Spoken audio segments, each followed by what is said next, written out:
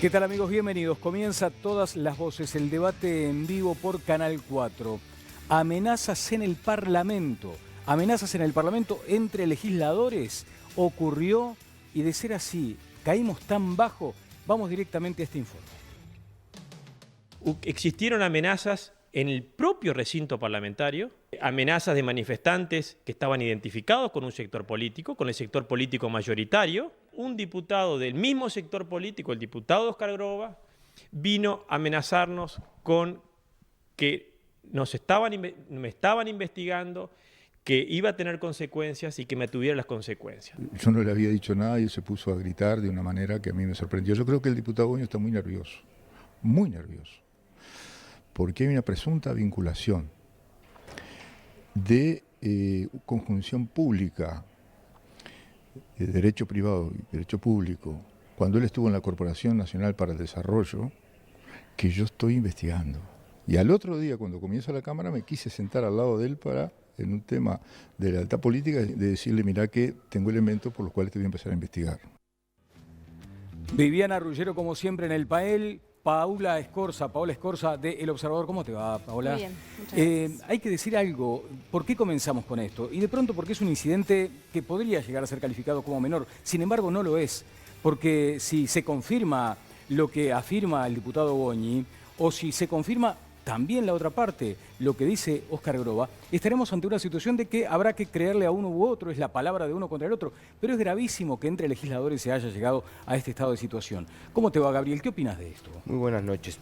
Bueno, yo opino que amenaza no creo que haya habido ninguna. Me parece que Groba explica muy bien que él intentó explicarle al diputado Goñi que estaba investigando su actuación. Hay algunas de las que él dice y otras cosas del municipio y me parece que el diputado Goñi busca victimizarse con esta situación. Connie. Es completamente falso lo que acaba de decir el diputado Groba y no es la primera vez que sostiene tesis peregrinas. ¿Qué es lo falso y por qué entiendes que es falso? Porque lo que ocurrió es que era el segundo día, esto fue el miércoles, cuando en la media hora previa el diputado Goñi hizo un planteo. La media hora previa no se pueden hacer alusiones ni nombrar gente, qué sé yo, digamos, objetando la postura que había ocurrido en el día anterior, mediante el cual habían ingresado a las barras una horda de gente que incluyó gente con banderas, más un senador que pertenece al mismo grupo de la bandera y al mismo grupo del diputado que estaba por renunciar a las 5:30 de la tarde, y que habían sido desalojados luego de que habían proferido todo tipo de amenazas de la peor especie. Pude escuchar alguna de las cosas que se dijeron. Conrado, pero ¿por qué miente, decís tú, Groba? ¿Y qué pasó? Cuando el diputado Goñi está hablando en la media hora previa, el diputado Groba, que obviamente no se sienta al lado de él, se sentó y le dijo, te quiero decir una cosa. Y el diputado Goñi le dijo, Groba, de ninguna manera no quiero hablar, yo voy a hablar de lo que tengo que hablar, que es lo que ocurrió ayer. Y comenzó un diálogo en donde en cierto momento le dijo, y te digo una cosa, te estamos investigando y vas a ver las consecuencias. Esa es la versión de Goñi. Eso es una amenaza, una vergüenza y una actitud y conducta totalmente inadmisible. Bueno, yo creo que hay que separar las cosas. Si hubo problemas es usual que haya problemas en las barras, y si esos problemas en las barras ocurrieron, está mal y está bien que se hayan tomado medidas. Eso es una cosa. Ahora, que un diputado se acerque a otro y le diga, te estoy investigando, me parece que con las situaciones que estamos viviendo en Uruguay hoy, de atentado a locales y todo, calificar eso de amenaza es peregrino. Pero realmente. Gabriel, el Palacio Legislativo tiene un despacho para cada diputado.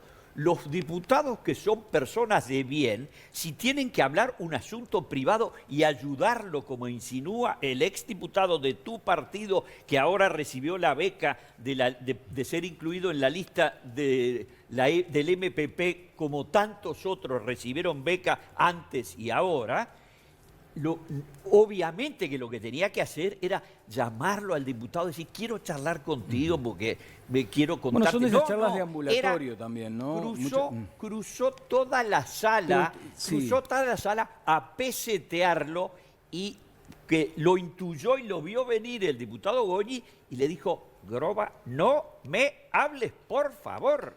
Y ahí insistió y entonces obviamente recibió una condigna respuesta. Bueno, a mí me parece lo más preocupante de todo es que se haya registrado un episodio donde se sospecha que hubo una amenaza de un legislador a otro. Eso ya me parece gravísimo, sí. Claro, yo creo, realmente, podemos discutir las formas. Ahora, decir que por recorrerla en la sala del Parlamento se habla todo el tiempo, todo el mundo. Digo, realmente, calificar de que es una amenaza porque no se habla en el despacho y se habla en la sala, me parece que es medio... Pero bueno, es parte del juego político en el que estamos. Esto es la enésima amenaza. Es parte del juego en la político, noche anterior, en la Es que es tarde parte del juego anterior, político la decir que es horda, una amenaza y victimizarse. la horda, no creo, la Goñi horda, no se caracteriza por ser muy pacífico la horda tampoco. de solidarios con el diputado que ha sido solicitado y terminó presentando su renuncia, el señor Placeres, el tarjeta Platinum de viajes a Venezuela, con sus 88 viajes, ese señor que estaba presentando la renuncia y que quería esquivar, como lo hizo toda la bancada del Frente Amplio, para esquivar todos los temas de Venezuela, ese señor llevó a una runfla de atrevidos gritones y todavía con el Ministerio del Interior en ese grupo político. Es un escándalo. ¿Cómo decís? El Claro, Ministerio del Interior, no entendí esa parte. A ver, estaba un senador Sí. de la lista 609, ¿tá? Que a su vez... En las estuvo barras, estamos hablando en de las las barras. barras. En las barras. Sí. Un senador que entró a raíz de de cambios en las bancas que tiene el MPP porque renunció Mujica y no me acuerdo quién más dejó el Senado. Charles Carrera. El señor, bueno, yo no lo nombré, eso tú que lo nombraste. Bueno, pero se ese vio las señor además, imágenes en el Parlamento. ese señor además fue funcionario Claro, durante fue funcionario 3 del Ministerio años del Interior, de sí. director general del Ministerio del Interior. Entonces, Y- en este país que estamos a 6 meses de las elecciones, los funcionarios del Ministerio del Interior se integran a una horda de salvajes que le grita, Pero- te vamos a matar, hijo una gran 7. Porque Perdón, eso perdón, fue lo perdón. que gritaba la horda. Yo creo, está bien, calificar a la gente que va al Parlamento de horda me parece que Cuando que no se ayuda. comporta como una Está bien, horda, pero separemos los tantos. Si la gente en las barras no se comporta bien, la desalojan. Acá estamos hablando de dos cosas. Primero mezcló todo lo de Venezuela, no fue el Frente Amplio el que intentó evitar. La justicia dijo que sobre Venezuela no había nada y está el caso que discutimos la semana pasada de Placeres, es por el tema de una extensión de un seguro de paro en vidrio, no por Venezuela. Digo porque si no se trafica como que estamos discutiendo lo mismo. Y lo último es lo que yo vuelvo a decir. A ver, Charles Carrera es senador compañero de Placeres, fue a la barra a discutir cuando Placeres renunciaba a la banca para habilitar la justicia. No encuentro ningún problema y no entiendo qué tiene que ver que Charles Carrera haya trabajado en el interior y cómo agravaría Estaba el una director- situación de una conversación Gabriel. en la Cámara entre, A ver, entre ese dos estaba diputados. el director Sí. de comunicación Ajá, del Ministerio del sí. Interior y a usted, televidente, ¿no lo pone muy nervioso que todo lo que ocurrió fue antes de que hablara el diputado Goñi? ¿Qué era lo que pretendía la runfla que gritaba? Que se sintiera a gusto, que lo ayudaran, como dice, con ese atrevimiento increíble el diputado Groba, Está por bien, favor. Paula está bien, Escorza se va a ir con el oído Goñi derecho cargado de Goñi no adjetivos. propone, Estoy acostumbrada. Goñi no está discutiendo lo que le dijo la gente en la barra. Puede hacer la denuncia. Lo que está diciendo es que lo amenazó Groba, que fue a hablar con él Perdón, en el yo te ambulatorio. voy a leer lo que dijo, yo te voy a leer lo que dijo en la media hora previa el diputado Goñi y vas a ver que no estás diciendo lo correcto. Pero no estamos porque discutiendo no lo te que dijo contaron. Goñi. Goñi lo que dice es que lo amenazó Groba, que le fue a decir te Ese estoy es el punto que investigando. estamos debatiendo. Es Bueno, eso lo que estamos de- discutiendo. Dice el diputado Estamos hablando, Goñi, los Conrado, insultos. Estamos hablando, en este caso, de este episodio de presunta amenaza. Lo otro sí forma parte, además, del contexto político, ¿no? Sí, sí, pero el reglamento de la Cámara, ¿tá? El reglamento de la Cámara dice con total claridad: a nadie le será reservada la barra destinada al público en general teniendo derecho a estar en ella el primero que se presente para ocupar. A los concurrentes a la barra les está prohibido toda demostración o señal de aprobación o reprobación, y el presidente hará salir de ella a quienes faltaren a esta disposición. Bueno, eso se hizo 6 minutos después que la horda había insultado, destratado y amenazado al diputado. Quedó Boni. Paula ahí en el medio de este debate, pero Bueno, ya está la bien. vamos a hacer participar porque tiene mucho para decir. Tenemos un debate también planteado de altísimo nivel. Está con nosotros el doctor Juan Andrés Ramírez y el senador Rafael Paternain. Estarán en los próximos minutos aquí en Todas las Voces. Quiero irme directamente con Jimena y después, este asunto del miedo aplicado como instrumento político. No me estoy refiriendo, quiero hacer la precisión clara, a la campaña Vivir sin Miedo. O de pronto, en términos particulares, no es ese el caso. Es que siempre, de izquierda a derecha, en todas las campañas políticas, en algún momento asoma el miedo como concepto. Cómo toma uno decisiones, también políticas, en función de esa sensación o de ese sentimiento de miedo. Se viene ese tema más adelante. Ahora con Jimena. ¿Cómo te va, Jimena? Buenas noches, Daniel, muy bien. ¿Y tú? Buenas noches para todos, un gusto saludarlos. Queremos ya mismo extenderles la invitación a participar ustedes también de este debate en vivo. Pueden hacerlo por distintas vías de comunicación. Pueden enviar un mensaje de WhatsApp al 094-140.000 o escribirnos tweets en nuestra cuenta @todaslasvoces4. Hoy en el Twitter les planteamos el siguiente sondeo. Si tuviera que elegir un tema para que todos los partidos acuerden una política de Estado a 20 años, ¿cuál sería? Las opciones las pueden encontrar en nuestro Twitter @todaslasvoces4 y estaremos leyendo sus mensajes a lo largo del programa. Muchas gracias, Jimena. El doctor Fernando Martínez es un querido amigo, es neurocirujano, docente. ¿Cómo te va, Fernando? ¿Cómo andás, Daniel? Bien, bien, muy bien. ¿Qué tenemos acá? ¿El cerebro de Einstein? No, una maqueta en yeso del cerebro donde podemos ver algunas Bien, cosas. porque yo quiero saber, y que le cuentes a la gente sobre todo, Sí. dónde se aloja, si hay un punto en el cerebro en el que se aloja el miedo. Primero agradecerle muy especialmente a la Cátedra de Anatomía de la Facultad de Medicina, porque nos facilitó esta maqueta conocida por todos ustedes. Sí, señor. Estudiaste con ella. Exactamente. Seguramente. ¿Hay un lugar donde se aloja el miedo, Fernando? Sí y no. Ajá. Es decir, hay áreas del cerebro que están relacionadas con el miedo, pero no hay un punto específico donde uno pueda decir acá está el miedo. Ajá. Entonces, en esta o sea, maqueta se dispara una serie de dispositivos. Exactamente, digamos. Ajá. exactamente. No hay un área específica. En esta maqueta lo que estamos viendo acá es la cara interna del cerebro, Sí. y este sector que está acá y que se prolonga para este lado se llama sistema límbico. Ujú. Y es básicamente la zona del cerebro que se relaciona con las emociones y los sentimientos. Hay una zona específica del sistema límbico que está metida acá adentro, que es un núcleo muy chiquitito de sustancia gris, es decir, con neuronas, que generan las reacciones Sí. que tenemos frente a la situación Ajá. del miedo. Pero toda esta área, toda esta zona del cerebro está vinculada con el miedo, la sensibilidad, las emociones y las conductas. Toda esa zona. ¿Trajiste Exacto. algún material, por Sí, ejemplo? lo pueden proyectar, Lo podemos si proyectar quisiera. para explicar un poco Claro, mejor. A ver, contame de esto. lo que se ve ahí es un cerebro real, Sí. donde podemos observar lo que está marcado con la línea, que es el lóbulo frontal, que es el sector Ajá. del cerebro que gobierna las conductas, básicamente. Sí. Lo que nos hace inhibirnos y no hacer determinada cosa en un determinado ámbito. Como por ejemplo, acá yo tengo un comportamiento que se adecua al sitio donde estoy. Bien. Eso me frena el lóbulo frontal de no hacer macanas, De no digamos. hacer barbaridades. Podemos pasar la siguiente. Ahí lo que se ve es la sustancia blanca, es decir, un montón de tractos que están dentro del cerebro que permiten que el cerebro funcione en redes. Esa zona de sustancia blanca vincula entre sí las áreas del cerebro para que interactúen unas con otras. Vamos a seguir para adelante. Otra más, por favor. Otra más. Ahí se ve marcado lo que veíamos en la maqueta, Claro, el claro. sistema límbico. Y acá el concepto importante son las 3 diapositivas que siguen, que van a dejar la cuestión más clara. La siguiente. Dentro de esta área que dijimos que es el sistema límbico, se ve ese pequeño circuito que está ahí, Sí. que es el circuito de la memoria. Ajá. Entonces, si yo te digo que una araña es un animal peligroso que te puede hacer daño... La información se aloja en ese punto. Exactamente. Ahí lo que guardamos es la memoria en términos genéricos. Sí, sí. Entonces yo te digo que comer fruta es bueno, va a la memoria. Ajá. Te digo que ver una araña es un animal peligroso, va ahí. Siguiente. Ese sector que estamos viendo ahí en esa otra diapositiva es el sector del cerebro que se vincula fundamentalmente con las emociones.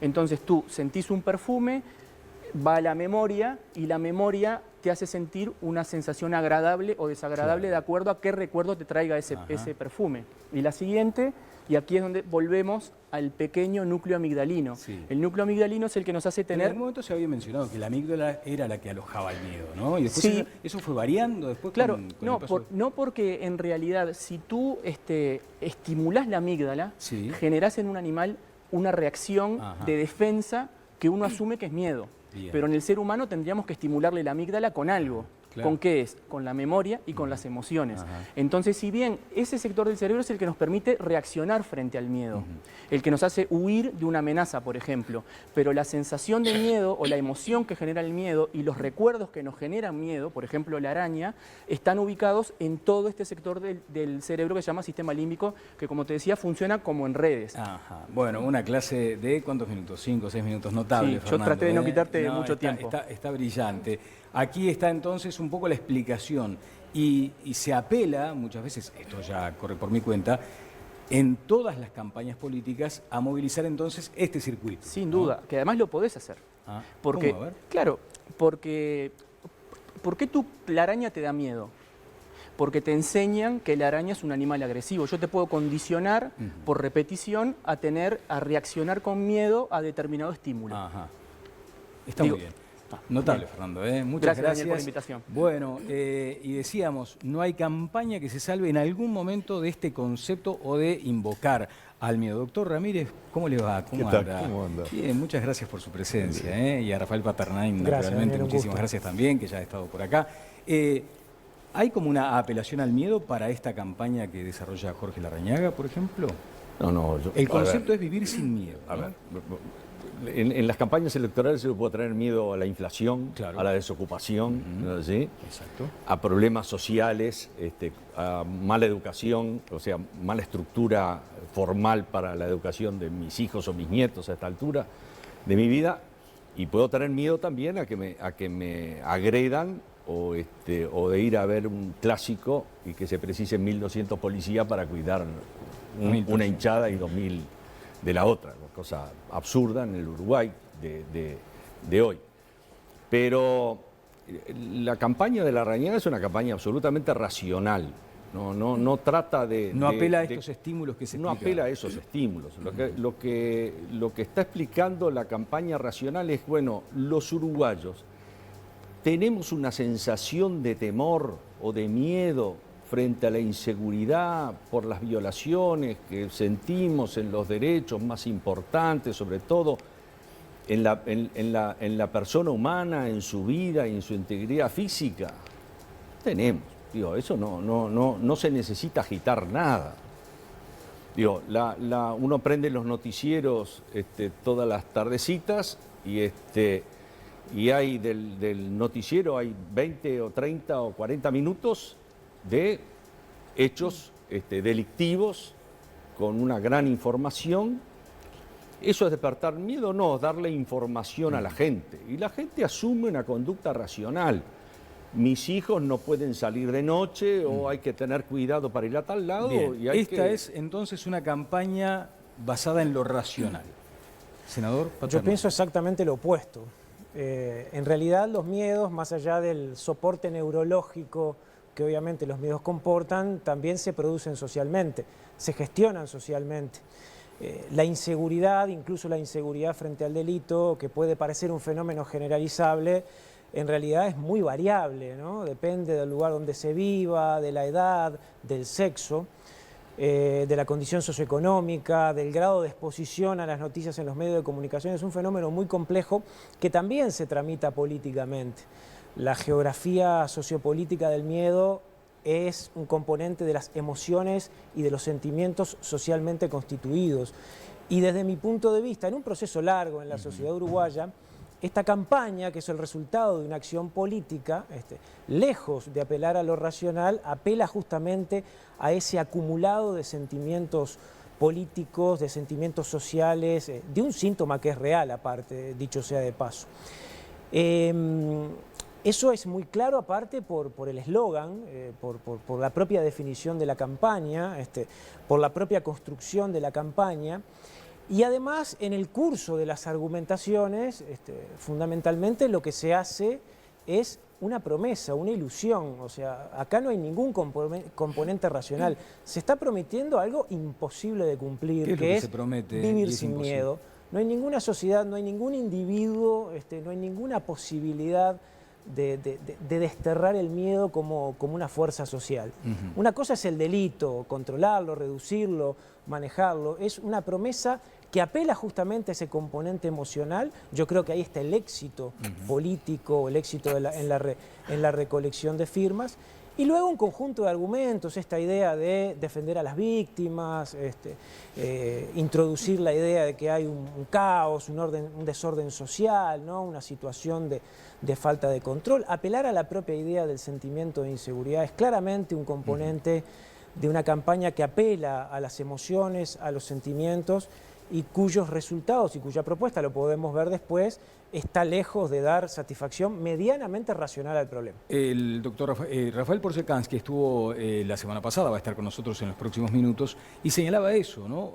Mucha gente dispuesta a votar el día que sea sometida esta consulta a consideración de la gente. Hay mucha gente dispuesta a votarla, ¿eh? Hablábamos de un 68%. ¿Cómo te va, Rafael? Bien, bien. ¿Era esa la cifra, más o menos? Sí, 69. 69.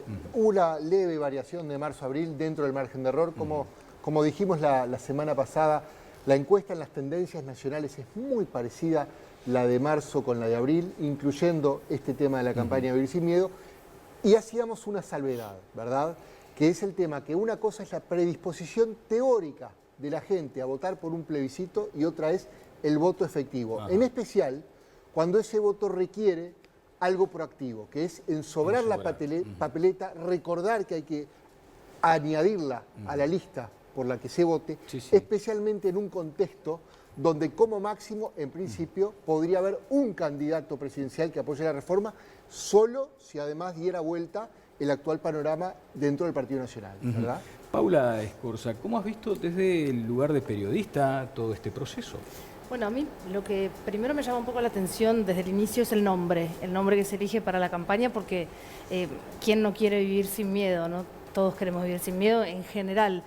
Entonces, en los 4 pilares en los que se basa la reforma, que se habla acerca de la creación de la Guardia Nacional con los militares, el tema de las penas, la cadena perpetua, se va al hecho puntual y al caso concreto, pero no estamos atacando la raíz del problema con la reforma. Entonces, ¿alcanza? ¿Vamos a vivir sin miedo si sale esta reforma? Es como la mayor duda que me genera, que creo que la respuesta además es no. Si me permite, o sea, lograr tener un nivel de delincuencia como tiene España, Francia, Italia, Alemania, nos llevará varias décadas, ¿sí? En la situación actual en la cual nos encontramos. Hay que hacer muchísimas cosas. No hay nada mágico con un cambio de gobierno. Desde la educación, las cárceles, ¿no? Digo, vamos a aclarar. Hace 20 años que se conoce como dato de la realidad que aumenta la población carcelaria en el Uruguay. ¿Sí? No fue una sorpresa. Cuando yo era ministro había 2.800 reclusos cuando me fui, había 1.800 cuando ingresé 4 años antes. Ahora hay 11.000 o 10.000, hubo más de 11. ¿No es así? ¿Eso qué quiere decir? Que tenemos un sistema donde hemos apresado una cantidad de gente. En los últimos 15 años el gobierno ha sido un gobierno frente amplista. Hemos apresado 4 veces más o 3 veces más delincuentes en las cárceles.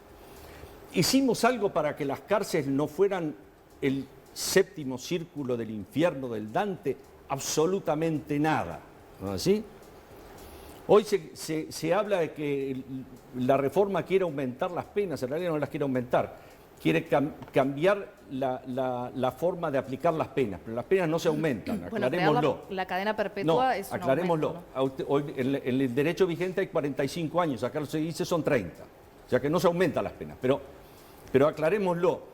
En el sistema actual, con las cárceles tal cual las tenemos, ¿no es así? Cada día de prisión de un individuo de la especie humana en el penal de Libertad o en el de Santiago Vázquez, o en cualquiera otras cárceles, el de Canelones, ¿no es así? vale por 10 o por 20 días de prisión en la época de los años 90 cuando yo era ministro.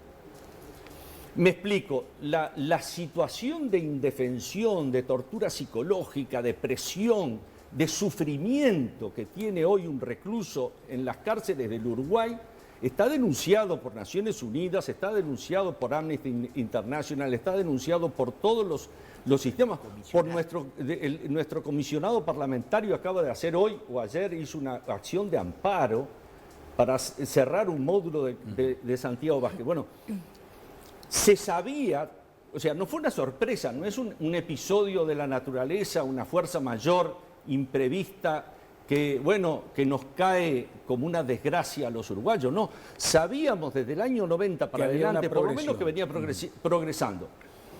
Si cualquiera de las cosas que están pasando hoy, cualquier día en las cárceles uruguayas, me hubieran ocurrido a mí, me hubieran pedido la renuncia de inmediato en los años 90. Digo, hoy no hay derecho derecho objetivo, ¿no? Derecho como forma de convivencia humana dentro de las cárceles.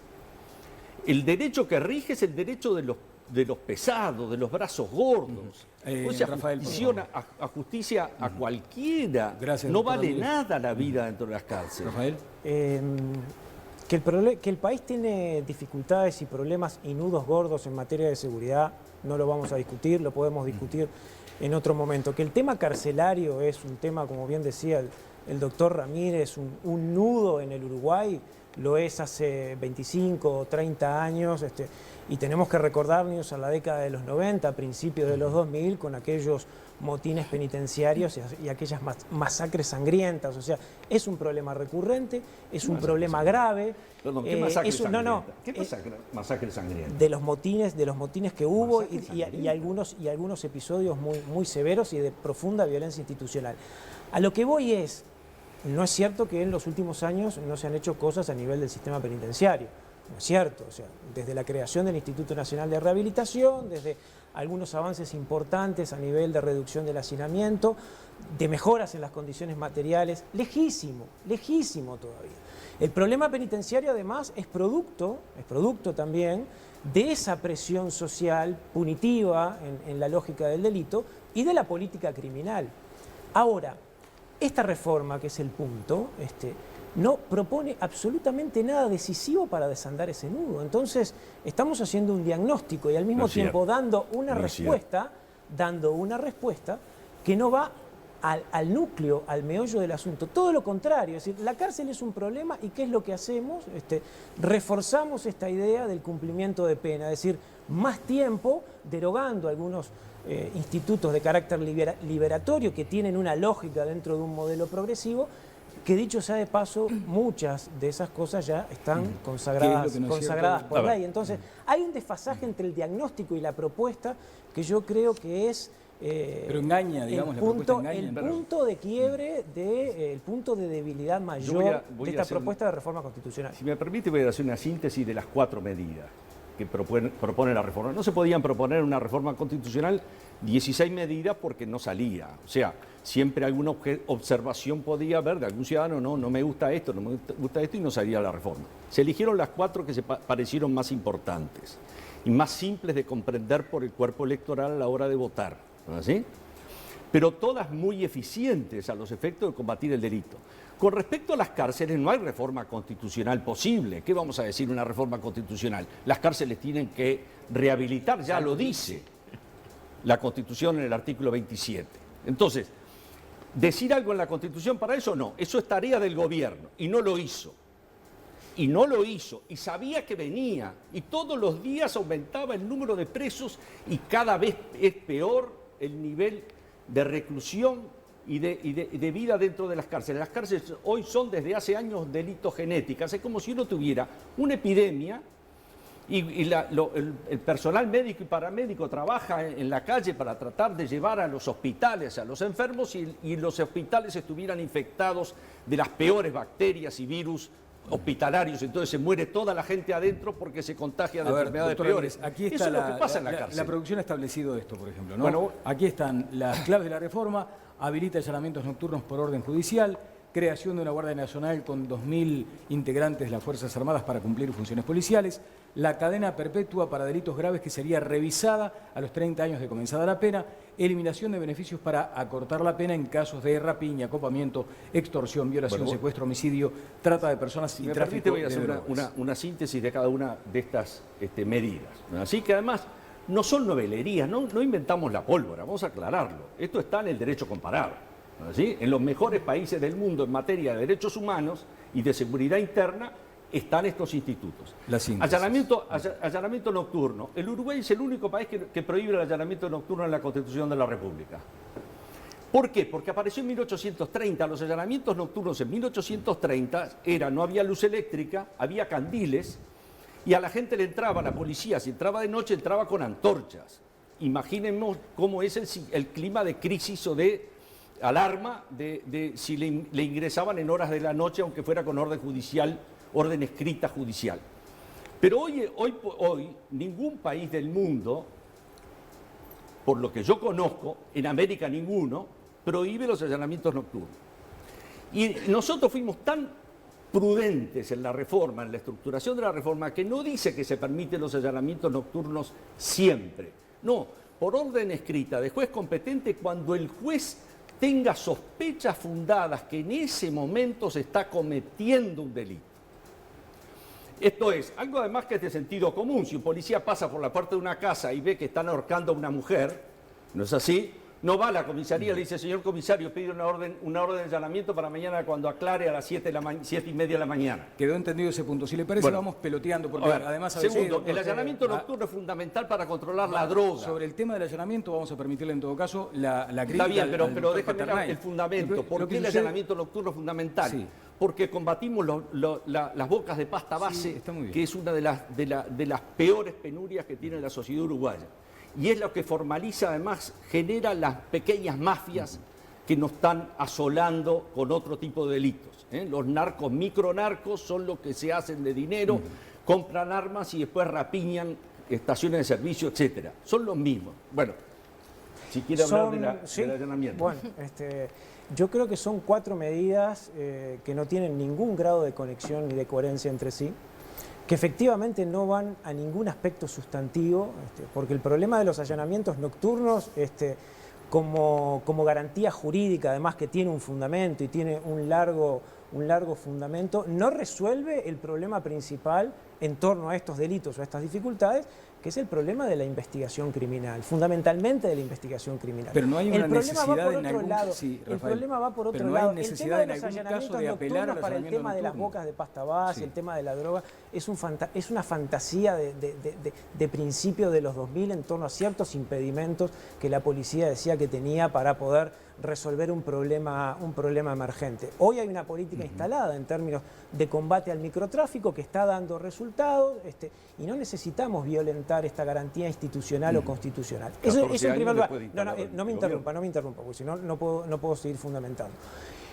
Por otra parte, en términos de mensaje, yo creo que estamos violentando la Constitución, francamente. Esta es una reforma que violenta la Constitución por 2 razones, en términos formales.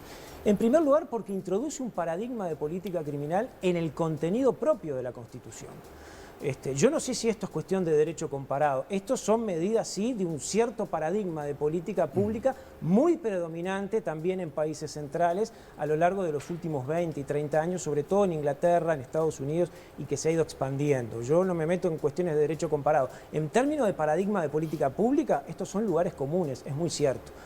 Ahora, introduce por una parte cuestiones de política criminal en la Constitución, que a su vez, y es el segundo problema que yo le veo, obliga o suplanta al legislador en alguna de las tareas de definición fundamental, porque estas cosas son cosas que se tienen que resolver, como lo dice la reforma constitucional, por vía legislativa. Entonces, es una reforma que lo que perdió en la cancha lo quiere ganar en la liga. Está criticado el aspecto vinculado al allanamiento. Pero voy a volver con los otros 3 puntos. No, pero es fundamental un tema del primero. Me está pidiendo, ¿sabe qué? La reforma constitucional no viola la Constitución. Bueno, es más o menos. Eso me imagino que iba a ir en ese sentido. El modelo progresivo, el modelo rehabilitador progresivo está siendo violado con la idea de la condena revisable. Bien, Conrado. Yo he dicho públicamente que soy un gran defensor de la Constitución de 1830, pero porque fue una gran constitución liberal que sentó las bases, que diferenció al Uruguay, y lo dice en su fantástico tratado de base de la Constitución Argentina en 1852, don Alberdi, cuando comenta las perspectivas de las distintas constituciones. Ahora, que alguien me diga que porque hay una iniciativa para modificar la Constitución es inconstitucional, es un poquitito llevado... Inconstitucional no, yo creo que violenta la Constitución.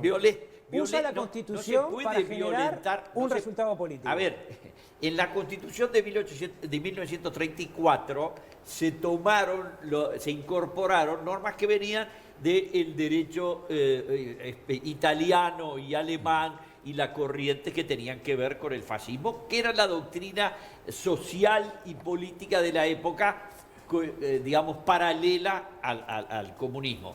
Y bueno, no se violentó la Constitución, se subió a una corriente de naturaleza ideológica que el mundo tenía como buena, y así tenemos la ANCAP, por ejemplo, que es de 1931 y cuyos antecedentes ideológicos tienen exactamente el mismo origen, que en mi opinión es espurio. Yo creo, estaba buscando una tapa de diario acá, por esto que hablabas del miedo. 28 de octubre de 1994, creo que es La Mañana, el doctor Julio María Sanguinetti se refería a la gestión del doctor Juan Andrés Ramírez y decía: el país tocó fondo en materia de seguridad pública y es urgente tomar medidas para evitar el delito impune, ¿no? Es en el planteo de lo que obviamente en la gestión del doctor Andrés Ramírez no había tocado fondo el país en materia de seguridad pública, ni era urgente vetar el delito impune. Pero digo, para ver cómo hay efectivamente una utilización en torno al tema del miedo y una utilización política en esto. Yo creo dos cosas sobre esto. Primero, está bueno discutir sobre la reforma constitucional. Que hay un problema de seguridad, claramente hay un problema de seguridad en las estadísticas y en la sensación de la gente. Yo creo que esta es una reforma que no resuelve los problemas con las 4 propuestas, que tiene 2 ejes fundamentales: la militarización de la seguridad pública y una corriente filosófica que tiene que ver con denominada populismo punitivo o populismo penal, que consiste en otorgarle poderes mágicos a medidas de sobrecumplimiento de penas, endurecimiento de penas, más cárceles, como que eso fuera a resolver la seguridad. Nunca el Uruguay, tiene razón el doctor Juan Andrés Ramírez, nunca el Uruguay tuvo tantos presos. Sin embargo, la sensación de inseguridad sigue siendo mayor. Y esta reforma conduce a que los presos estén más tiempo presos y a que sigan ahí, no resuelve el problema. Y termino con una cuestión que a mí me parece muy importante. La militarización, que para mí es central, tiene que ver, está desaconsejada, porque si ponemos derecho comparado y todas las cuestiones del derecho internacional, está desaconsejada por todos los organismos internacionales. Es más, la OEA, insospechada de ser de izquierda, ¿no? Ni zurda, ni nada que se le parezca, la OEA puede ser cualquier cosa menos zurda, le plantea que la distinción entre las funciones que le competen a las Fuerzas Armadas vinculadas a la defensa de la soberanía nacional y las que le competen a las fuerzas policiales como responsables de la seguridad ciudadana resultan un punto de partida esencial que no puede obviarse en el diseño e implementación de una política pública. Esta reforma confunde todo y le otorga a los militares innecesariamente un papel protagónico en la seguridad. Vamos a ir sobre el tema militar, sin dudas. Están confundiendo, absolutamente. A ver, la reforma propuesta no propone militarizar la seguridad interna. Sí militarizó la seguridad interna el proyecto de ley luego enviado por el Poder Ejecutivo, luego sancionado, todavía no reglamentado, que estableció 20 kilómetros a lo ancho de toda la frontera seca del Uruguay, donde el ejército es el que hace funciones policiales. Excluyendo los sitios poblados, doctor. Excluyendo, pero no es un detalle menor. No, ¿por qué? Usted mete a los militares en los centros poblados a hacer seguridad. Pero déjeme hablar. No, lo hemos dejado hablar extensamente. Déjeme hablar. Lo que yo le estoy diciendo, el proyecto, si se lee bien el proyecto, lo que está estableciendo por disposición transitoria es la creación de una Guardia Nacional a imagen y semejanza de la Guardia Civil Española, de los Carabineros de Italia, de la Gendarmerie francesa, no sé cómo se dice en holandés, pero tienen también una guardia, la Guardia Portuguesa y los Carabineros de Chile. ¿En qué consiste? ¿Consiste en poner militares a cumplir funciones policiales? No. Consiste en aprovechar de recursos humanos y económicos que tenemos inutilizados o con bajo utilización, que son personal del ejército o de otras armas, pero sobre todo del ejército, que están preparándose para la guerra hace años, pero no entramos en guerra, ¿no? Así, utilizar ese personal, solo 2.000, y la ley puede aumentarlos, para crear, como los Carabineros de Italia, la Guardia Civil Española, los Carabineros de Chile, y me estoy refiriendo a las policías más prestigiosas del mundo, ¿no? Así, policías que actúan bajo las órdenes de los fiscales y de los jueces, ¿no? Así, investigan delitos y hacen funciones policiales. No hacen funciones de soldado, no están defendiendo la soberanía, están controlando el delito y persiguiendo el delito. Hay un tema ahí con la coordinación, sí, Rafael, voy a ir contigo, pero además Rafael Porsekansky va a estar en apenas un par de minutos comentando algo que tiene que ver con esto, porque la aprobación del gobierno, que la ha medido opción, tiene que ver con 4 aspectos por lo menos, ¿no? La educación, el tema de la política económica y también el de la seguridad, entre otros. Me lo vas a mostrar en un ratito. Pero además, Manini habló, el excomandante en jefe del ejército, Guido Manini Ríos, ahora líder de Cabildo Abierto, Manini habló de esta propuesta de Jorge Larrañaga, lo hizo en Telenoche. La gente desesperada pide una solución y muchas veces, es cierto, he escuchado decir que vengan los militares. Bueno, nosotros tenemos funciones específicas que cumplir, estamos ajustados a un marco normativo, no es así nomás que vengan los militares, ni creemos que sea bueno militarizar la sociedad. ¿No cree que sea bueno militarizar? No creo que sea bueno militarizar. Que es simplemente el efecto que buscan muchos de decir, bueno, ¿por qué no patrullas de militares, por ejemplo, para controlar al delito? ¿Usted no está de acuerdo con eso? Yo no estoy de acuerdo, creo que es desnaturalizar las funciones de las Fuerzas Armadas. Para controlar el delito creo que la policía tiene el elemento humano y el equipamiento necesario más que suficiente para hacerlo en un país de 3 millones y poco de habitantes con la geografía, con las características de nuestra geografía. ¿Discrepa con esta iniciativa? Sí, creo que no es el camino formar una Guardia Nacional a partir del Ejército. Bueno, ¿coincide con esta postura, Paternal? Sí, son de las paradojas de la vida política. A mí me sorprende que creándose, es uno de los 4 puntos, una Guardia Nacional dependiente del Ministerio de Defensa que prevé la posibilidad de incorporar a personal militar a tareas de policía, a tareas de seguridad interior, no se interprete como un proceso de militarización de la seguridad. O sea, a mí no me cabe otra manera de interpretarlo más que eso. Es eso, no es otra cosa más que eso. En un país además que ya cuenta con una policía con impronta militar, ¿no? Los viejos cuerpos militarizados de la policía que vienen de la década del 60, que dependían de la Jefatura de Policía de Montevideo y que desde el 2010 forman parte de la Guardia Republicana y que han sido muy fortalecidos y que han podido desarrollar una cantidad de tareas también en una línea muy discutible de desarrollo de modelo de gestión. Es claramente un proceso de militarización, es darle un rol al Ministerio de Defensa y a las Fuerzas Armadas en la seguridad interior. Y ahí quiero decir 2 o 3 cosas.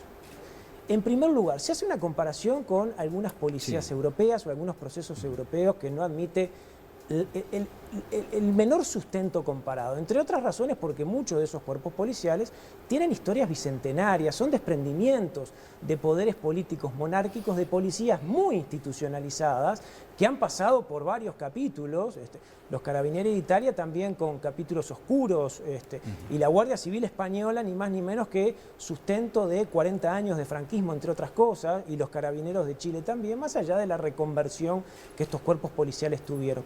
Le llevó 2 siglos madurar estos procesos en sociedades desarrolladas. En todo caso, echar a andar una policía como esta, además, supongamos que la idea es buena, llevaría décadas, tampoco sirve para resolver los problemas que tenemos ahora, llevaría décadas. Pero además, muchas de esas policías no tienen competencias, por ejemplo, la Guardia Civil Española no tiene competencias en las capitales de provincia, no tienen competencias en centros, algunas tienen vedadas las competencias en centros poblados porque hay otras policías más de naturaleza civil. Entonces, eso por un lado. Por otro lado, las experiencias latinoamericanas de funcionarios militares en tareas de defensa han dado resultados estrepitosos. Yo no quiero jugar con el miedo, lo que pueda pasar en Uruguay no es exacto a lo que pueda pasar en Brasil o México, pero es una tendencia preocupante. Y además es un pésimo mensaje esta reforma constitucional al trabajo de la Policía Nacional. Ajá. Y además me queda planteada la pregunta, ¿quién coordina ese cuerpo? ¿El Ministerio del Interior o el Ministerio de Defensa? ¿Hay una coordinación? Hay un vacío absoluto en materia de la reforma. Una pregunta a propósito de lo que decía Manini Ríos. Me consta, tengo información de que el Ministerio del Interior ya le ha ofrecido al Ejército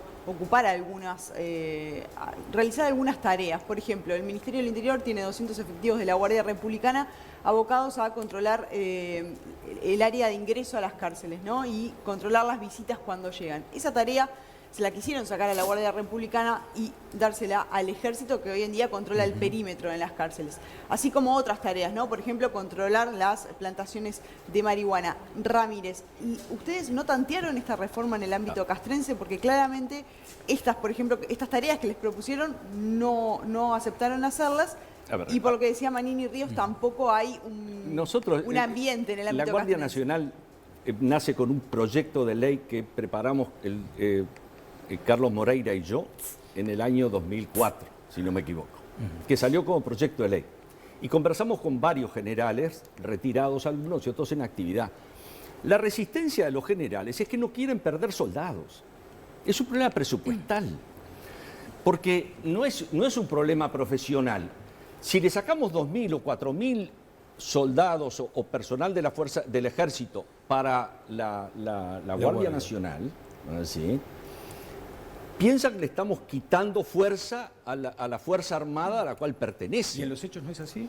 No, en los hechos es así, pero lo que pasa es que la situación que tenemos en el Uruguay de hoy es una situación, ¿no?, de gran insuficiencia de la policía para poder controlar la seguridad pública de manera efectiva, ¿no? Sí, alcanza a comprender los noticieros todos los días.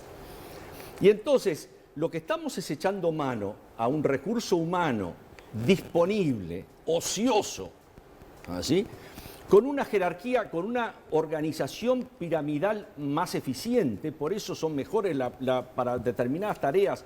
Los carabineros de Chile fueron los que liquidaron la mafia y siguen luchando contra la mafia.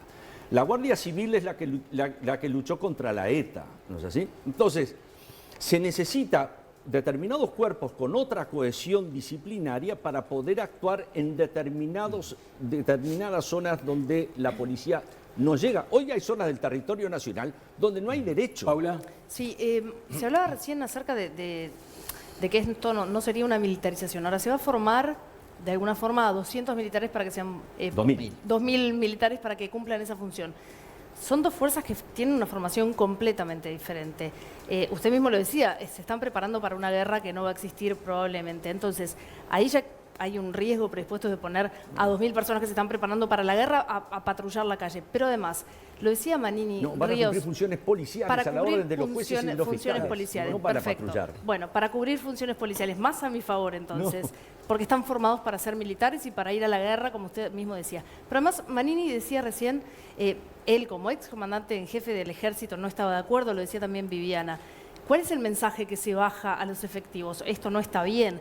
¿Con qué espíritu sale un efectivo a la calle a hacer la función del policía cuando sus superiores están diciendo no es por acá? A ver, los funcionarios están para la función, ¿sí? Son todos funcionarios, ¿sí? Yo dejé de ser funcionario público hace poco tiempo porque dejé la Facultad de Derecho, pero somos todos funcionarios públicos. Si la ley dice, y la Constitución habilita a la ley, lo que hace la Constitución es habilitar a la ley. La ley dice que 2.000, 3.000, 4.000 funcionarios del Ministerio de Defensa van a pasar a cumplir funciones de seguridad pública porque el país lo necesita, ¿sí?, que los vamos a instruir como se debe como policías. A ver, cumplen funciones policiales en el Congo, cumplen funciones policiales en el Sinaí, cumplen funciones policiales en Haití. Y acá no pueden cumplir funciones policiales. Es tan imposible adiestrar a un teniente, un cabo, a un soldado, a un capitán, un mayor, un coronel, para que trabaje como policía con régimen de disciplina militar, Pero él quiere como es la trabajar como Guardia Civil, policía. los carabineros de Chile. El que se formó No tienen como militar 200 años los carabineros de Chile. Pero es importante que él quiera hacerlo No, también.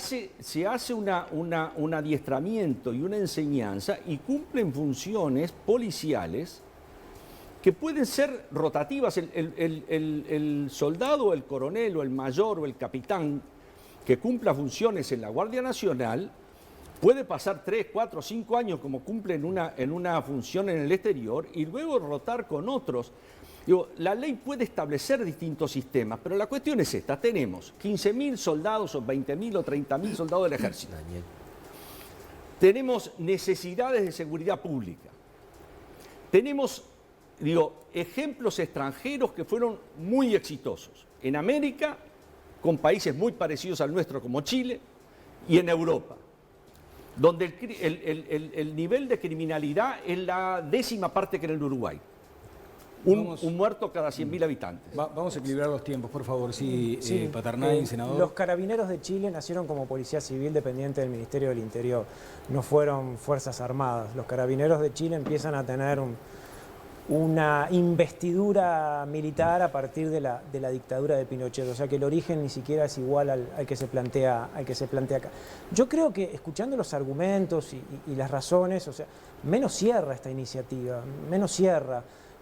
Por una cantidad de razones. En primer lugar, porque, el camino en todo caso es seguir profundizando la reforma de la policía uruguaya, que es la que queda muy mal parada implícitamente en esta perspectiva. No hay ninguna zona del Uruguay a la cual la Policía Nacional no pueda entrar, más allá de las dificultades y muchas dificultades que obviamente hay en determinados territorios. El módulo 8. Los militares, o por lo menos las Fuerzas Armadas, tal cual está pensado el diseño, no van a poder cumplir funciones policiales, va a haber enormes problemas de coordinación. Eso supone aparte un esfuerzo logístico, presupuestal, capacitar, van a cumplir, porque la gente cree que esto, la ilusión de la reforma es como los directores técnicos que van perdiendo el partido y agregan delanteros, entonces jugamos con 5 puntas y 6 números 9 y con eso creemos que tenemos más potencial de ataque, y eso es un error, lo que genera es más bien caos, descoordinación, ineficacia. Y las Fuerzas Armadas que no están preparadas para esto, que aparte de desarrollar labores policiales implica no solo patrullar calles, sino generar ciertas destrezas en términos de investigación criminal, en todo caso nos va a llevar muchísimo tiempo, no va a servir para resolver los problemas. Y a mí lo que me preocupa, escuchando un poco también los argumentos, es que estamos perdiendo tiempo justamente, dada la entidad del problema, en discutir aquellas cosas que efectivamente no sirven, que pueden tener demanda y sintonía con el síntoma que veníamos hablando, pero el Uruguay fundamentalmente tiene problemas de seguridad y hay que tener estrategias integrales para atacar los factores de riesgo. Rafael, es ahí y estamos perdiendo el tiempo. Bien, vamos a seguir en el tema. Vamos a presentar esta encuesta de Opción Consultores de marzo, que refiere a la aprobación del gobierno en algunas materias que tú vas a describir. Claro, nosotros trimestralmente vemos un poco, no solo la aprobación general de gobierno, sino por áreas también. Claro. ¿Verdad? Y en especial, tomando en cuenta que las 3 principales preocupaciones de la ciudadanía son el tema de la inseguridad, los problemas económicos y la educación, y eso ha sido invariable, por lo tanto, preguntamos qué opinan de la gestión gubernamental en estas 3 áreas, ¿verdad? Correcto. Y en marzo relevamos algunos datos interesantes que marcan, en sintonía con lo que mostramos también en 2018, que en la temática de seguridad es mucho mayor la brecha de insatisfechos sobre satisfechos con la gestión, ¿verdad? Casi 2 tercios de la ciudadanía, alrededor de 2 tercios de la ciudadanía, 69% concretamente, dice que la gestión en seguridad es mala o muy mala, ¿verdad? Es una brecha muy grande frente al 10% que dice que es buena o muy buena. No coincide, de hecho, la evaluación en seguridad con lo que es la evaluación en las otras áreas. Hay mayor desaprobación que aprobación, pero mucho más atenuada la relación. Fíjate, en el caso de educación es 40% que dice mala o muy mala, contra 35% que dice buena muy buena, Y en el caso de economía, duplica la desaprobación, 50% mala muy mala contra 24% buena muy buena.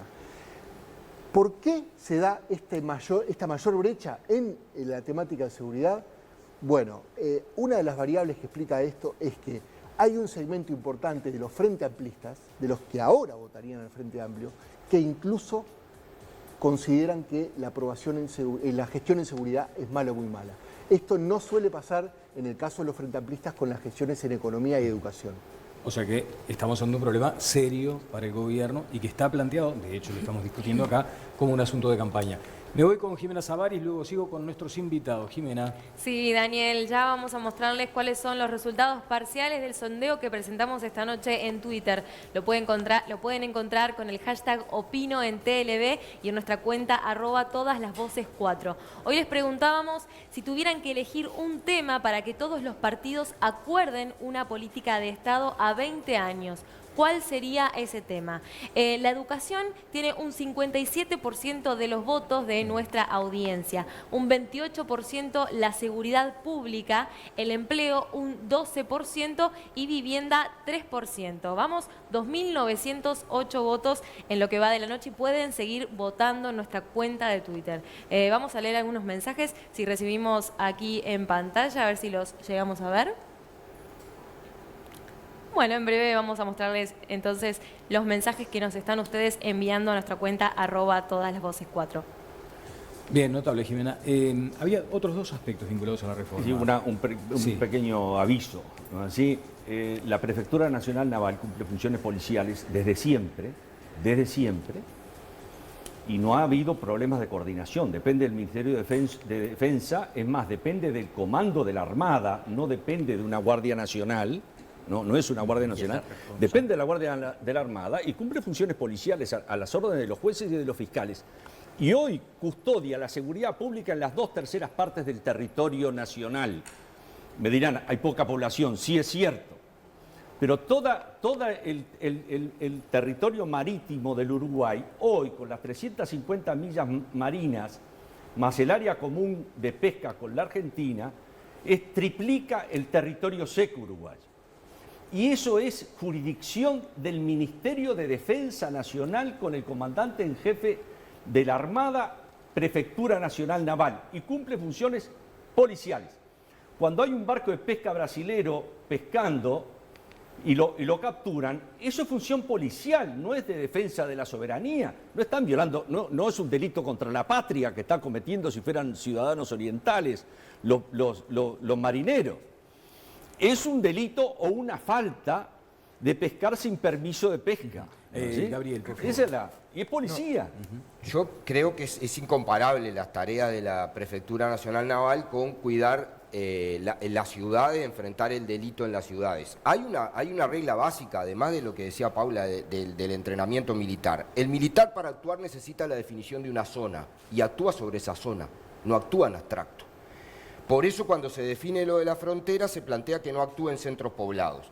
Cuidan el mar, cuidan las playas, no actúan. La zona militar de acción, en este caso, ¿qué sería? Toda la ciudad, todo el territorio, todos los barrios, con un despliegue militar ordenado en torno a qué. Segundo, no es solo un problema de debate filosófico. Está bien el planteo, decir que los carabineros chilenos son prestigiosos es por lo menos discutible, ¿no? Pero yo lo que digo, preguntemos en Chile si son prestigiosos y qué cosas hicieron los carabineros chilenos. Pero lo que digo, aquí hay un problema de que en los países latinoamericanos, donde esto se aplicó, porque se aplicó y se está aplicando ahora, fue un fracaso estrepitoso. Acabamos de tenerlo en Río de Janeiro, la militarización de las favelas por el gobierno dictatorial de Temer, y ahora lo mantiene el gobierno democrático de Bolsonaro y lo quiere seguir haciendo. Y en Río de Janeiro no bajaron los hurtos, no bajaron los homicidios y aumentó la violencia. En México, desde el gobierno de Felipe Calderón, 36.000 muertos, miles de desaparecidos. En El Salvador hubo política mano dura, recontra mano dura y más mano dura. Sacaron todos los militares, toda la calle, y lo único que lograron es generar más violencia. Porque cuando hay una espiral de violencia y se aumenta la respuesta, se aumenta esa espiral de violencia. Entonces hay fuerzas policiales preparadas, la policía uruguaya está preparada, le falta, está preparada. Está la Guardia Republicana, que de hecho además tiene un poder de organización y de armamento, en algunos casos, superior al del ejército. Bien, y es eso lo que tenemos que apostar. Yo creo que hay un mensaje muy complejo ahí, no es solo un problema filosófico, es que es una propuesta de solución que fracasó en los países donde se aplicó. Quiero despedir a Rafael Porzekansky. Muchas gracias, Rafael. Daniel, un gusto. Si tuvieras que hacer un titular respecto al rédito político que alcanzó o no esta campaña, no en consideraciones de pronto que tengan que ver con tus números, pero ¿resultó en términos electorales esta campaña? Hasta ahora, por lo menos, después estará lo que tú señalabas, ¿no? El acto necesario de ensobrar. Pero hasta ahora, a Larrañaga, que es el único candidato que está detrás, ¿le sirvió esto? Bien, comencemos por fases, ¿verdad? Esta campaña tiene dos fases. La primera es la de la recolección de firmas, ¿verdad? Por lo tanto, es un saldo exitoso para el primer objetivo planteado. El segundo no lo conocemos aún. Claro. Ya hablamos del apoyo teórico y las dudas que podrían presentarse en un contexto muy particular. Sin duda, creemos que la campaña Vivir Sin Miedo fortaleció el posicionamiento de Larrañaga. Lo fortaleció levemente en lo que es el panorama de las internas del Partido Nacional, digamos, comparando las mediciones previas a la campaña de firmas y desde la campaña de firmas. Y por otro lado, también lo fortaleció en un atributo que está relacionado al voto, pero que no necesariamente, que no equivale al voto, que es la simpatía o la afinidad con el candidato. Larrañaga se fortaleció muchísimo en imagen a lo largo de 2018. ¿Cómo se explica este fortalecimiento de imagen y, por ejemplo, que todavía existe una distancia muy apreciable de la calle Pou sobre él en la interna? Bueno, la simpatía no necesariamente se traduce en voto. Bien. Mañana en Telenoche vamos a presentar la valoración que hace la gente del gobierno, pero ya con los datos que habíamos mencionado hoy más temprano. Mañana se presentarán los datos de aprobación de gobierno. Notable. Mañana en Telenoche. Bueno, muchas gracias, Rafael. Un placer, Daniel. Seguimos hablando de otros aspectos vinculados a la reforma. Rafael, hay un concepto que se vincula a la cadena perpetua, por lo menos en términos así de trazo grueso, se dice, bueno, esta reforma lo que hace es determinar la cadena perpetua. ¿No hay margen para considerar allí algún punto de contacto, algún punto de coincidencia? No, digamos, efectivamente, la reforma tiene 4 puntos, quedarían por tocar 2 que tienen que ver con la política criminal, lo que podríamos llamar medidas de política criminal. Una es esta idea de la condena perpetua revisable, que en realidad está pensada para delitos tremendos, delitos extremos, y muy poco frecuentes, más bien infrecuentes. El país ya tiene un nivel de carga punitiva para esos delitos graves, sobre todo homicidios muy especialmente agravados, de un máximo de 30, con posibilidad de medidas de seguridad de hasta 45 años. Y aquí estamos planteando un escenario que en realidad, si lo vemos desde el punto... Ahí puede haber toda una discusión en torno al sentido de los máximos para algunos delitos, en términos de política retributiva.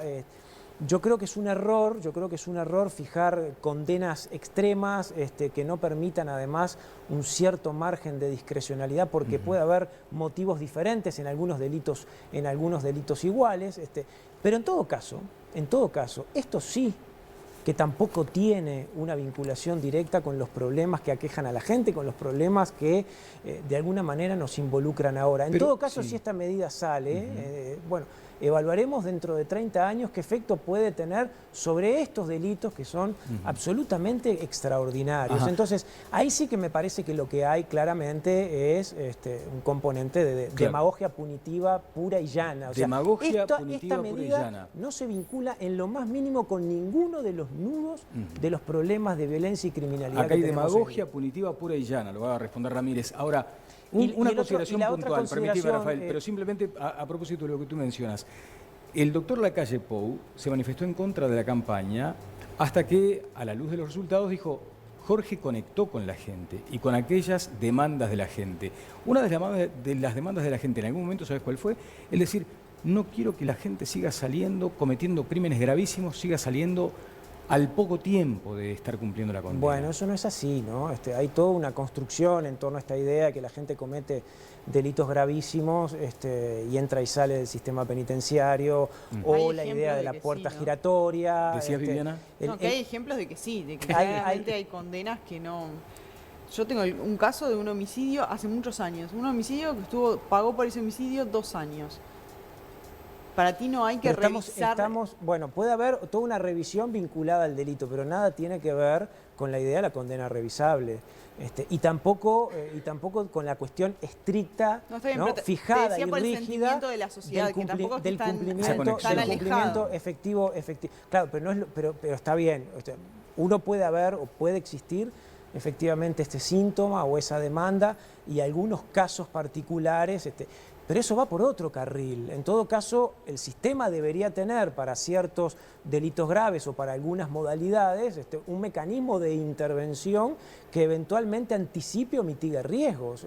Uno puede revisar la política criminal, puede revisar la política penitenciaria y puede hacer una revisión profunda de los factores de riesgo que aumentan la probabilidad de la reincidencia en algunas situaciones. Doctor Ramírez. Esto nada tiene que ver con el debate de la propuesta de política criminal que se está haciendo en materia de reforma constitucional. No toca el problema de la cadena perpetua revisable, salvo que quieran darle para todas las modalidades de homicidio cadena perpetua revisable, que no es el caso de la reforma, y tampoco la idea del cumplimiento efectivo de penas, que dicho sea de paso, ya está consagrado, no es igual, pero ya tiene una consagración legal. Entonces, la reforma, además de ineficiente, es redundante. Doctor Ramírez. A ver, 2 cosas.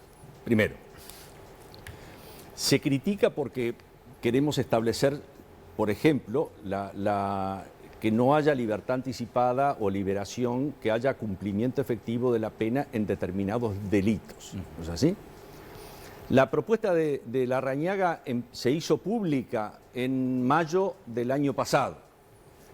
En el mismo mes, 2 días antes, 2 días después, el Poder Ejecutivo envía al Parlamento un proyecto de ley, ¿no es así?, que salió finalmente aprobado como la Ley 19.653, que establece que no va a haber libertad anticipada, ¿no es así?, para una lista de delitos que es más amplia que la lista de delitos que pusimos nosotros en la reforma, que puso Larrañaga en el proyecto de reforma, ¿no es así? Entonces, ¿dónde está la exageración punitiva?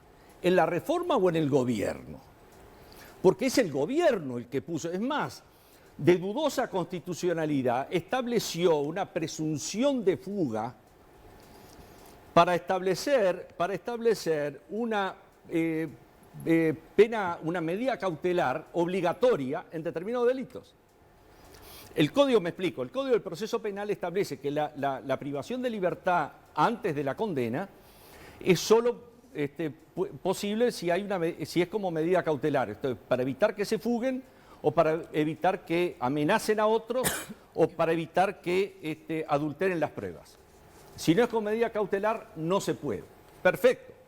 El gobierno envía un proyecto de ley que fue aprobado en el cual se establece que para determinados delitos se presume que el sujeto se va a fugar o va a adulterar las pruebas o que va a amenazar a la víctima o a su familia.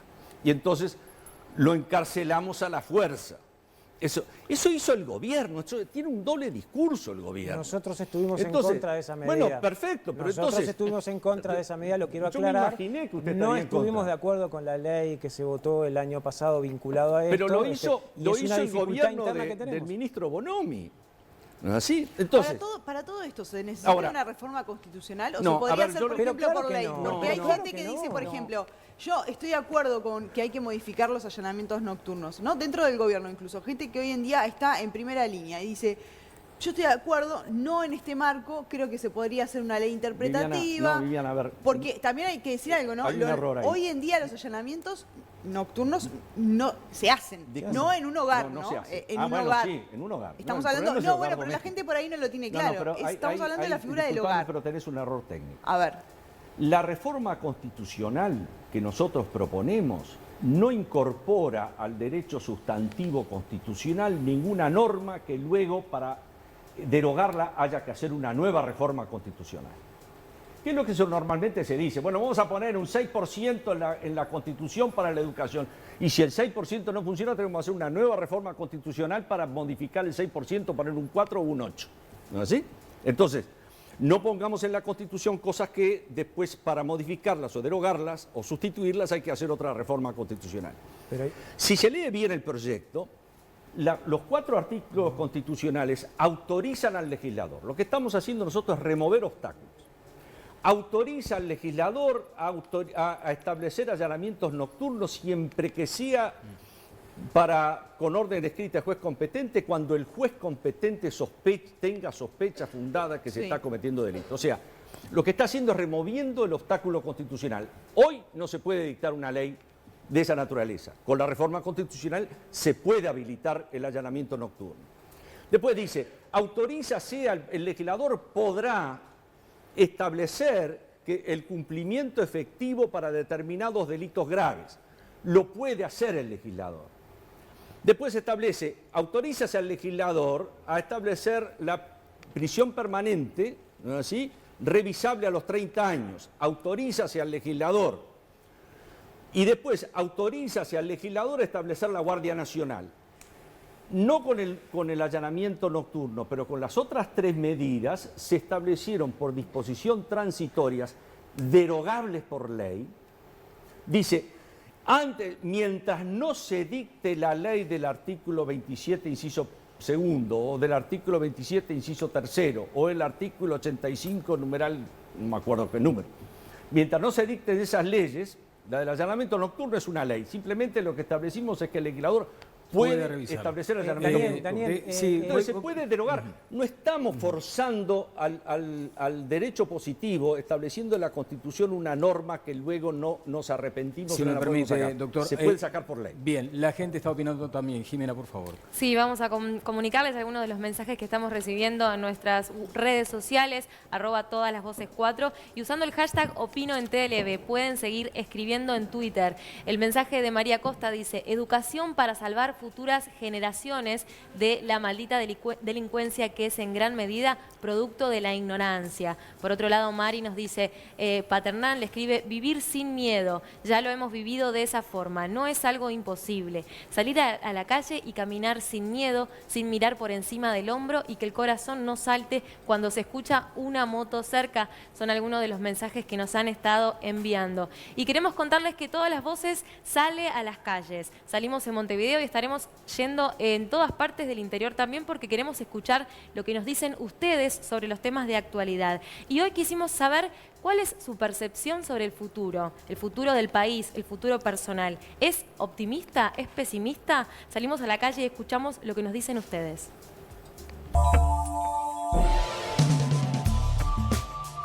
¿Cómo ves el futuro de nuestro país? ¿Cuál es tu visión?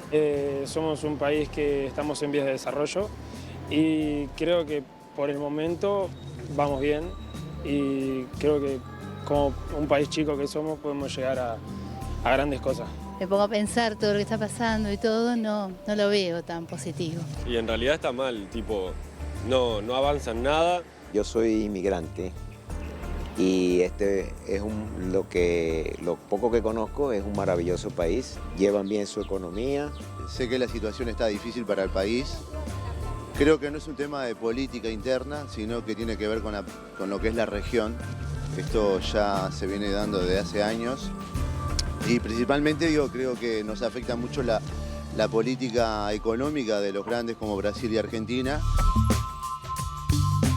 ¿Ves que tu futuro personal tenés más esperanzas acá? Sí, claro, por supuesto. Tu futuro personal, ¿cómo lo ves?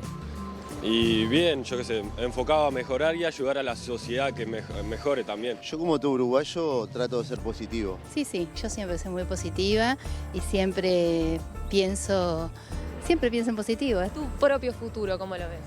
Y yo lo veo bien por ahora, estoy estudiando bastante, me estoy poniendo las pilas y creo que puedo llegar a un buen futuro.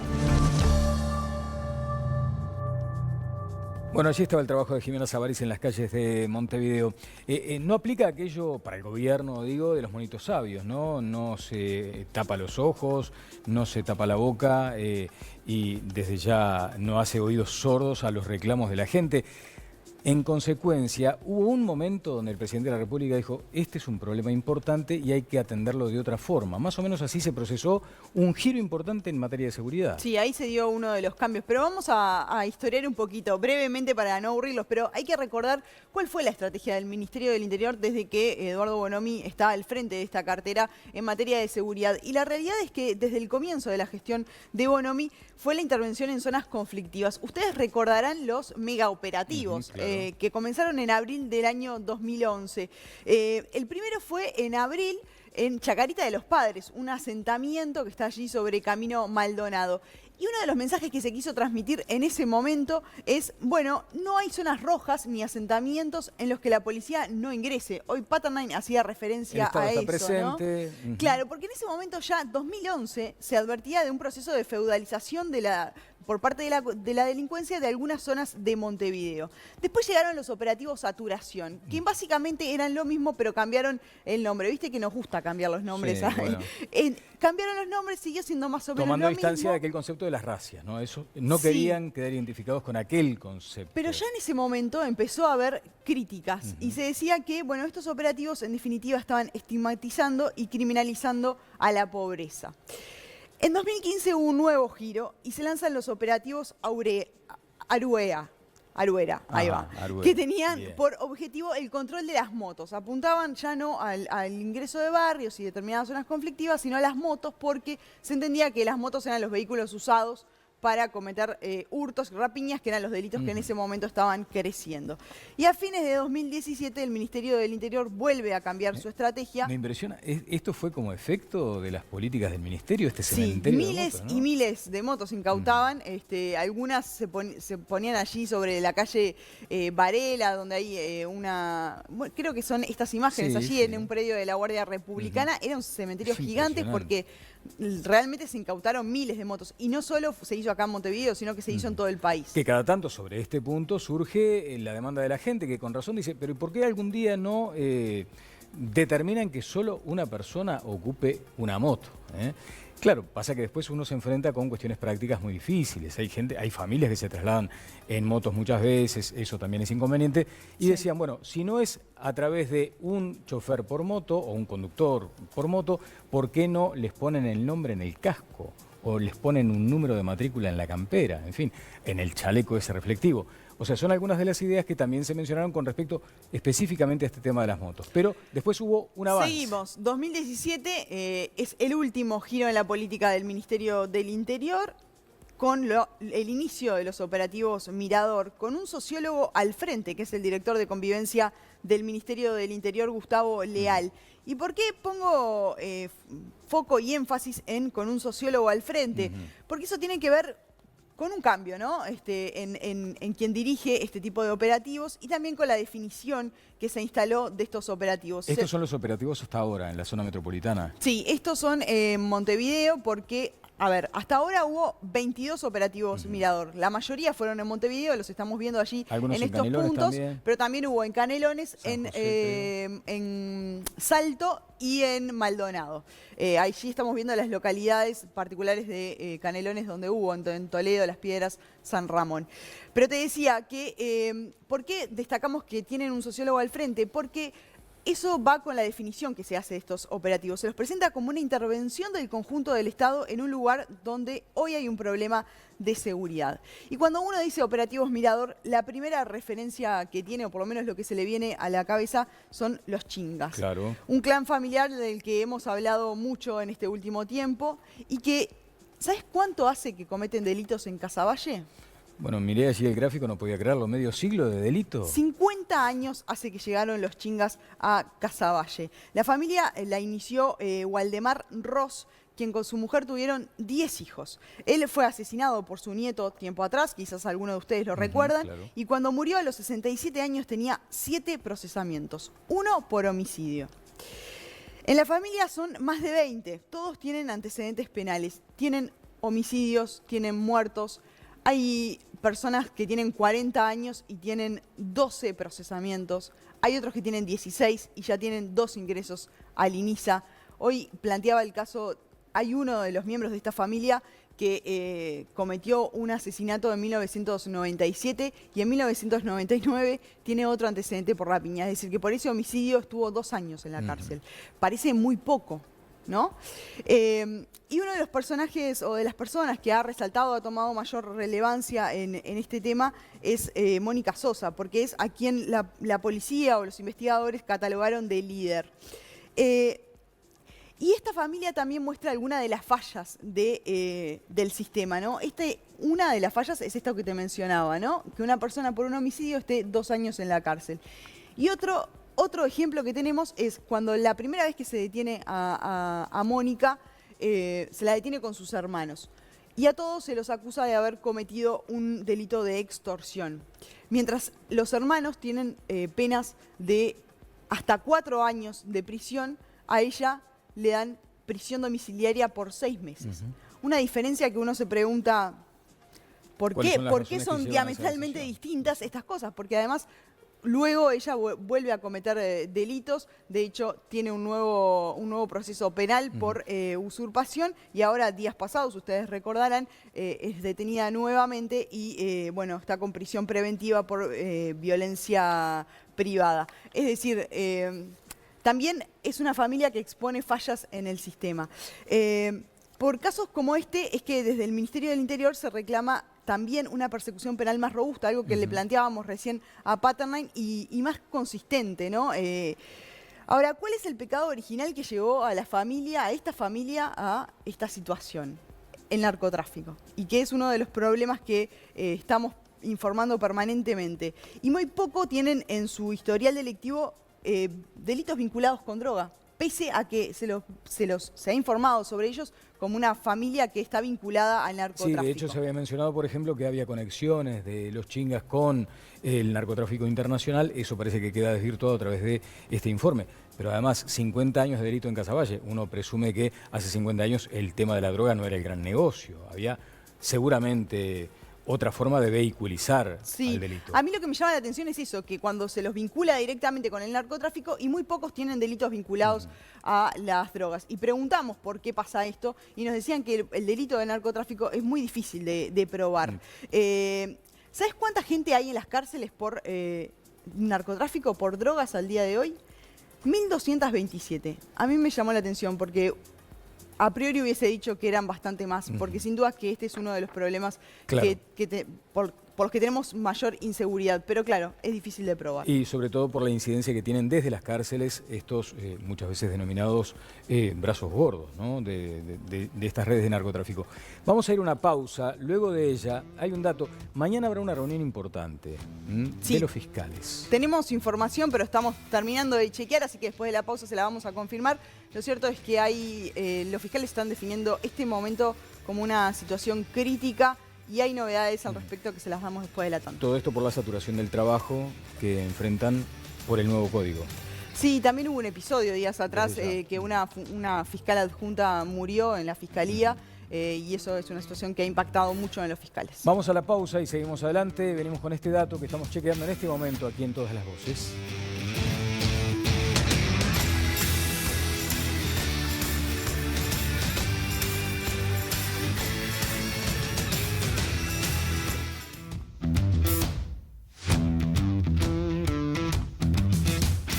Bien, ya estamos en el tramo final. Nos vamos a comprometer cada vez más a terminar a la medida. Es verdad, hay gente que dice, nos apasiona. Hoy fue un debate de altísimo vuelo, de gran altura.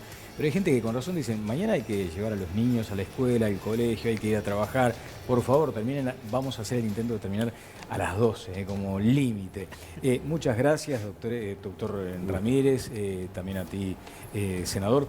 Si me prometen 40 segundos por exposición, comienzo con Patternine sobre el tema. Gracias, Daniel. Sintético, la seguridad es un problema, el Frente necesita una autocrítica, necesitamos un proyecto más ambicioso que ataque los factores de riesgo, los problemas reales y estratégicos de la seguridad.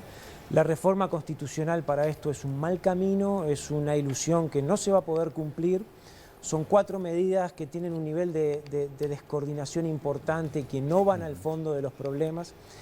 Es importante que la gente incorpore esto para un debate racional justamente y no perder de vista que la reforma no es querida por la policía, la reforma no es querida por las Fuerzas Armadas, la reforma además no es querida también por actores políticos importantes, entre otros el principal dirigente del Partido Nacional. Muchas gracias, senador Paternain. Doctor Ramírez. Bueno, yo voy a decir que la reforma es querida por la gente.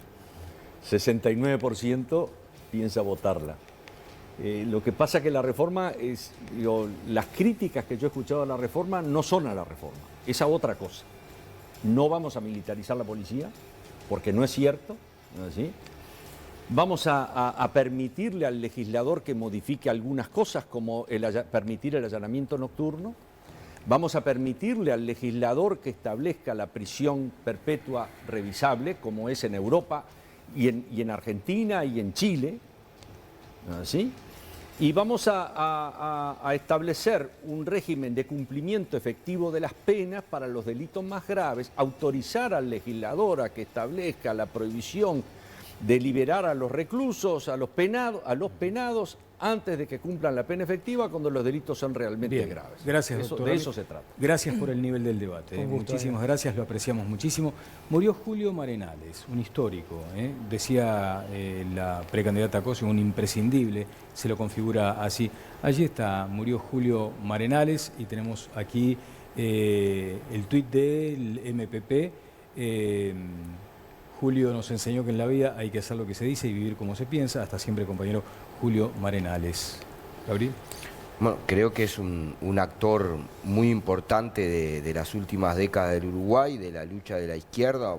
Pensó mucho, ayudó a organizar mucho. Yo lo quería mucho, lo respetaba mucho. Un saludo a los compañeros del MPP y del MLN por la muerte de un tipo que realmente es un referente. Conrado. Uno de los fundadores del grupo de personas que se levantaron contra la civilidad en el Uruguay en el año 1963, después de tener una espantosa frustración electoral con la Unión Popular, militantes del Partido Socialista se llevaron puesta la democracia al ser enfrentados por las Fuerzas Armadas en el año 1972. Y el daño ha sido irreparable. Paula, muchas gracias. Gracias a ustedes, como siempre. Viviana, el dato. Bueno, efectivamente, en el día de mañana habrá una conferencia de prensa de los fiscales del Uruguay. En el día de ayer se reunió la directiva de la Asociación de Magistrados Fiscales y resolvieron hacer esta comunicación. La situación la describen como un momento crítico, no solo por el trabajo que están teniendo, sino quedaron muy impactados por el fallecimiento de una fiscal adjunta. Ajá, pero hacen una asociación entre ese hecho, digamos, esa muerte y la saturación laboral. En realidad lo que ellos dicen es, después veremos si efectivamente el estrés estuvo grave, presente, ¿no? Pero murió acá, murió en la fiscalía, murió trabajando y eso ya es demasiado Ella grave. había manifestado previamente que estaba saturada de trabajo. Bueno, hay además. quienes dicen que sí, que había como muchos, ¿no? La verdad, yo tengo contacto con muchos fiscales y todos coinciden en que la situación es bien importante. Así que mañana va a haber esta conferencia y están planificando también una asamblea que se va a venir a la brevedad, una asamblea de fiscales para analizar la situación. Gracias, Viviana. Cerramos la encuesta. Adelante. Sí, Daniel, tuvimos una gran participación de nuestra audiencia en Twitter. Recibimos más de 3.200 votos en el sondeo de esta noche. Les planteábamos lo siguiente. Si tuviera que elegir un tema para que todos los partidos acuerden una política de Estado de aquí a 20 años, ¿cuál sería? Cerramos con estos porcentajes. Un 57% afirma que la educación, 28% la seguridad pública, 11% el empleo y 4% de la vivienda. Les recordamos que el martes que viene volvemos con todas las voces y queremos escuchar tu voz. Por eso nos pueden enviar mensajes durante toda la semana al 094-140.000, comentándonos sobre el programa, dándonos sus opiniones y también recomendaciones sobre temas a tratar. Queremos escucharlos. Muchas gracias. Mira, bueno, a partir de este momento ya estamos trabajando en el programa del martes, así que los esperamos a todos con muchísimo gusto. Que pasen todos muy bien.